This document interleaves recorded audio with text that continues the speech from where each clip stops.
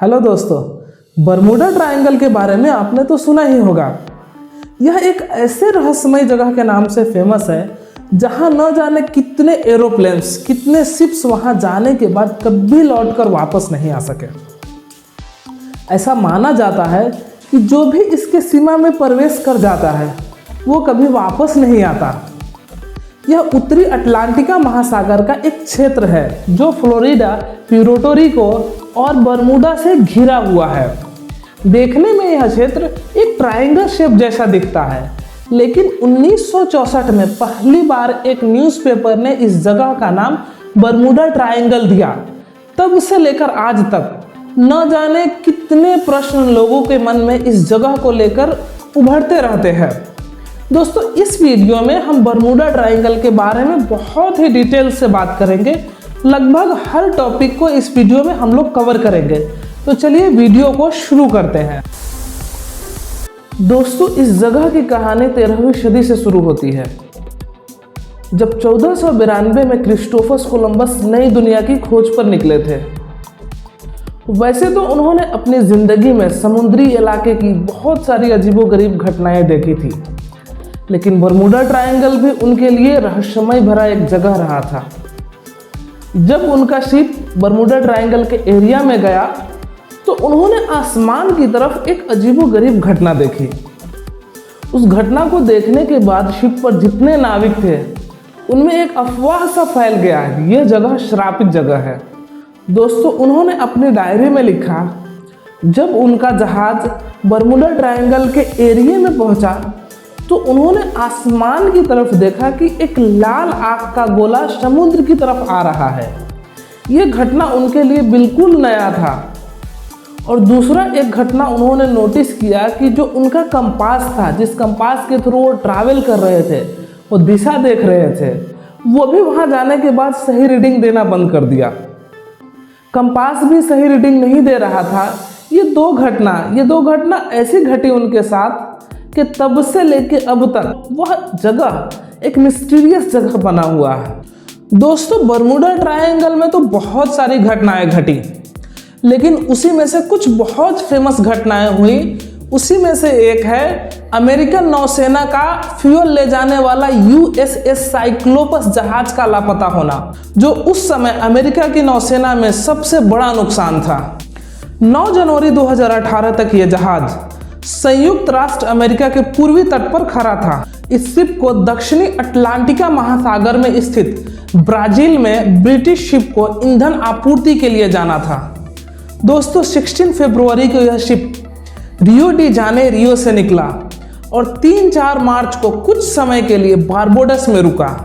Engine के खराबी के कारण यह शिप आधी गति से बाल्टीमोरस बंदरगाह की ओर जा रहा था, लेकिन ठीक उसी दिन जहाज का रियो डी से संपर्क टूट गया था और उसके बाद जहाज चालक दल सहित 301 यात्रियों के साथ हमेशा के लिए जहाज खो गया। जहाज को खो जाने के बाद अमेरिकी नौसेना ने 14 जून 1918 को एक 90 दिवसीय खोजी अभियान चलाने के बाद जहाज को हमेशा के लिए लापता घोषित कर दिया। लेकिन सबसे बड़ी घटना तो तब घटी जब 1945 में संयुक्त राष्ट्र अमेरिका के नौसेना की Avenger fighter jet flight number 19 का दुर्घटना हुआ, जिसमें नौसेना के 5 एरोप्लेन्स रहस्यमय रूप से गायब हो गए थे। बिल्कुल साफ मौसम के दिन 5 अनुभवी छात्र पायलट एक नियमित गश्त के लिए 5 अवेंजर फाइटर जेट के साथ रवाना हुए। इस मिशन को लेफ्टिनेंट चार्ल्स टेलर लीड कर रहे थे। उड़ान के दौरान योजना के अनुसार उन्होंने कई सारे रूट परिवर्तन किए। दोपहर 1:15 पर उड़ान शुरू हुआ था। ठीक दोपहर 3 बजे किसी दूसरे फ्लाइट के pilot lieutenant Robert Cox Fort Lauderdale के ऊपर उड़ान भर रहे थे। फोर्ट लाउडरडेल फ्लोरिडा का एक साउथ ईस्टर्न सिटी है।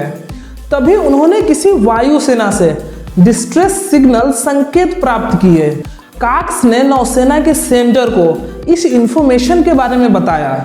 जब कॉक्स का टेलर से सिग्नल जुड़ा तो कॉक्स ने टेलर को सूरज को अपने विमान के बाएं पंख के तरफ रखकर मियामी के तरफ उड़ान जारी रखने को कहा। लेफ्टिनेंट टेलर जो फ्लाइट 19 के 5 फाइटर जेट को लीड कर रहे थे। उन्होंने काक्स को बताया कि वो एक छोटी सी द्वीप के ऊपर उड़ान भर रहे हैं। उसके अलावा दूसरा कोई जमीन नजर नहीं आ रहा है। हालांकि यदि टेलर अपने पूर्व योजना के अनुसार उड़ रहे थे तो उन्हें कई सारे द्वीप दिखाई देने चाहिए थे और फ्लोरिडा शहर भी दिखाई देना चाहिए था।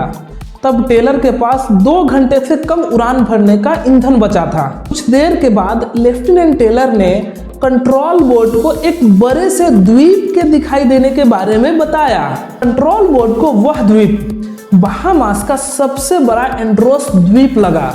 उसी के आधार पर कंट्रोल बोर्ड ने लेफ्टिनेंट टेलर को फोर्ट लाउडरडेल की ओर मुड़ने को कहा। ऐसा लग रहा था कि यह संदेश बिल्कुल सही थे, क्योंकि कंट्रोल बोर्ड को लेफ्टिनेंट टेलर के रेडियो संकेत बिल्कुल सही रूप से मिल रहे थे। लेकिन टेलर के अनुसार यह मार्ग सही नहीं था। उन्होंने कुछ देर के बाद कहा कि वे पूरब की दिशा में बहुत आगे नहीं गए हैं। उन्होंने एक मोड़ लिया और पूरब की दिशा की ओर बढ़ने लगे।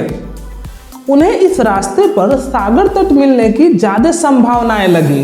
रास्ते में इस परिवर्तन से उनके रेडियो संकेत कमजोर होने लगे, क्योंकि वे एक गलत रास्ता पर थे और कुछ ही देर बाद वे रेडियो सीमा से बाहर हो गए। किसी अज्ञात कारण से लेफ्टिनेंट टेलर ने पहले से तय किए गए फ्लाइट रूट का पालन नहीं किया और उसके बाद उनका कोई भी पता नहीं चल पाया।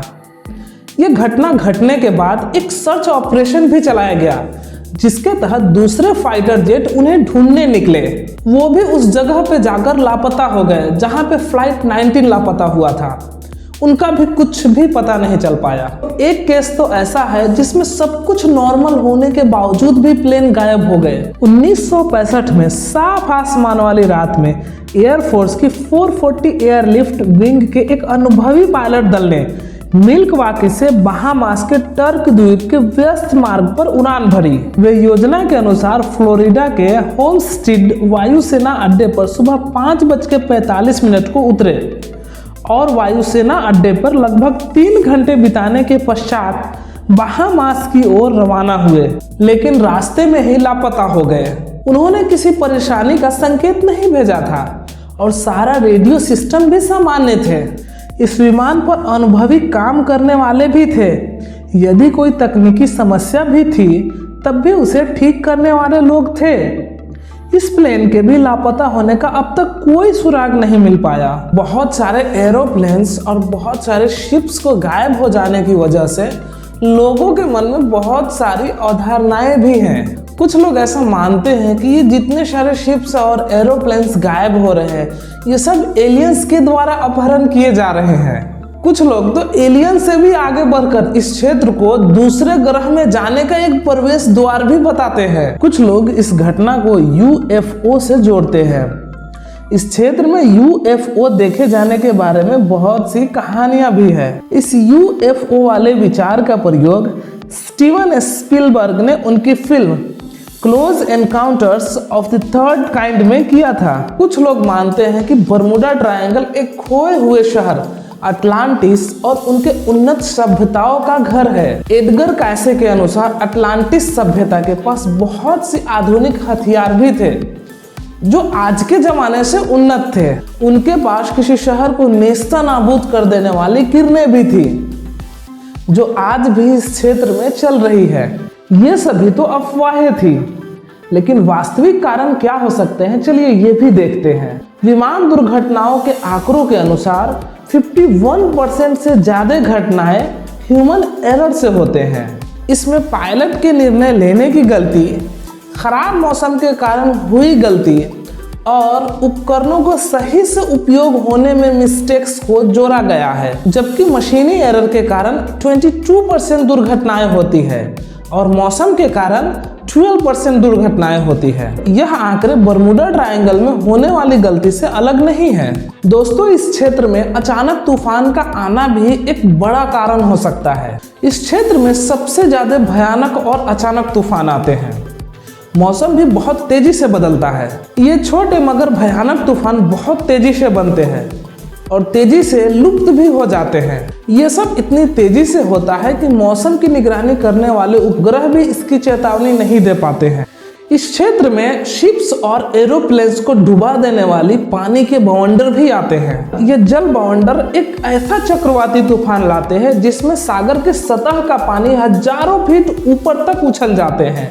दोस्तों, इसी क्षेत्र में 100 फीट से ऊंची लहरें भी देखी गई हैं। यहाँ सागर के सतह के नीचे भूकंप भी आते हैं, जिसके वजह से कोई एरोप्लेन या शिप्स आसानी से लापता हो सकते हैं। दोस्तों, शिप्स को डुबोने के लिए यहाँ के जल सतह के नीचे की भौगोलिक स्थिति भी एक बड़ा कारण है। यह क्षेत्र एक महाद्वीप की कम गहराई वाले से बढ़ते हुए अधिक गहराई वाले सागर का भाग है। विश्व की सबसे गहरी समुद्री खाइयां अधिकतर इसी क्षेत्र में है। इन खाइयों में डूबने वाले शिप्स और एरोप्लेन्स के बारे में कभी भी पता नहीं चल पाया। दोस्तों, इन सभी कारणों में से एक कारण ये भी है कि यहाँ समुद्र में पानी का बहाव बहुत तेज और अशांत है। यहाँ नए नाविकों के लिए शिप ड्राइव करना एक बहुत ही कठिन परिस्थितियां उत्पन्न कर सकता है। कुछ क्षेत्र में यहाँ पानी का बहाव 5 मील प्रति घंटा के रफ्तार से भी तेज बहता है, जो कि इतना अधिक है कि यदि नाविक इसका ध्यान न रख पाए तो वे अपने लक्ष्य से सैकड़ों मील दूर पहुंच जाएंगे। इस क्षेत्र में यदि कोई दुर्घटना होती है तो पानी का बहाव इतना तेज है कि उनके अवशेषों और सबूतों को कहां ले जाकर छोड़ेंगे ये भी पता लगाना बहुत मुश्किल है। दोस्तों, एक और कारण बताया जाता है मीथेन हाइड्रेट क्रिस्टल का जमाव। कार्डिफ विश्वविद्यालय के वैज्ञानिकों के अनुसार यहाँ पे मीथेन गैस के भंडार उपस्थित है। यह गैस समुद्र में मरे हुए जीवों के अवशेषों से विघटन होकर बनता है। समुद्र की तलहटी में कुछ जीवाणु इस मीथेन गैस को ठोस मीथेन हाइड्रेट में परिवर्तन कर देते हैं। इस ठोस हाइड्रेट की परत मीथेन गैस को जकड़ लेती है। अगर किसी कारण से यह मीथेन हाइड्रेट की परत फट जाए तो मीथेन गैस बहुत तेजी से मुक्त होकर सागर की सतह पर बिना किसी चेतावनी के आ जाती है। यदि उस जगह पर कोई जहाज मौजूद हो तो उसके नीचे का सागर का घनत्व मीथेन गैस के कारण अचानक कम हो जाता है। ऐसी सिचुएशन कुछ ही मिनटों में जहाज को डुबो देगी और इसका कोई नामो निशान भी दिखाई नहीं देगा। दोस्तों, इस क्षेत्र में उड़ रहे एरोप्लेन्स को भी मीथेन गैस में आग लगने की वजह से दुर्घटनाग्रस्त हो सकते हैं। World wide fund for nature ने 2013 में समुद्री परिवहन की सबसे खतरनाक टॉप 10 स्थानों की एक सूची तैयार की थी, लेकिन उस टॉप 10 सूची में भी बरमुडा ट्रायंगल का नाम नहीं था। इस क्षेत्र में होने वाली सभी घटनाओं में एक तथ्य समान है। कंपास की सुई चुंबकीय उत्तरी ध्रुव के बजाय वास्तविक उत्तर की ओर इंगित करती है।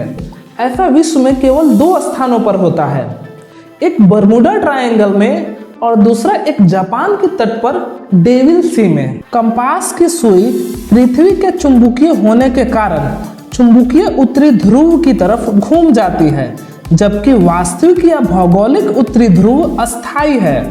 चुंबकीय उत्तरी ध्रुव से भौगोलिक उत्तरी ध्रुव लगभग 1200 किलोमीटर की दूरी पर स्थित है। दोस्तों, बरमुडा ट्रायंगल में होने वाली घटनाओं के बारे में सबसे तर्कसंगत और स्पष्टीकरण जवाब संयुक्त राष्ट्र अमेरिका के तटरक्षक दल ने दिया था, जिसमें ह्यूमन एयर और मौसमी प्रभाव का समावेश है। यह क्षेत्र शिप्स और एरोप्लेन्स के लिए सबसे ज्यादा व्यस्त क्षेत्रों में से एक है और यहाँ से सबसे ज्यादा शौकीन नाविक और पायलट्स गुजरते हैं, जिससे स्वाभाविक है कि दुर्घटनाओं का औसत किसी दूसरे जगह से थोड़ा ज्यादा है। दोस्तों, ऐसा नहीं है कि बरमुडा ट्रायंगल के एरिया में ही इस तरह की घटनाएं घटती हैं। छोटी मोटी घटनाएं तो दुनिया के और अलग अलग पार्ट में भी घटती हैं। अगर एग्जाम्पल के तौर पे अगर देखा जाए, मलेशिया एयरलाइंस की फ्लाइट MH370 8 मार्च 2014 को उड़ान भरने के 38 मिनट बाद दक्षिण चीन सागर में हमेशा के लिए गायब हो गई। बहुत सारे सर्च ऑपरेशन चलाने के बावजूद भी उसका कोई भी पता नहीं चल पाया। दोस्तों, बरमुडा ट्रायंगल में गायब होने वाले एरोप्लेन्स और शिप्स की सबसे तर्कसंगत कारण आपको कौन सा लगा? हमें कमेंट बॉक्स में जरूर बताइए। शुक्रिया।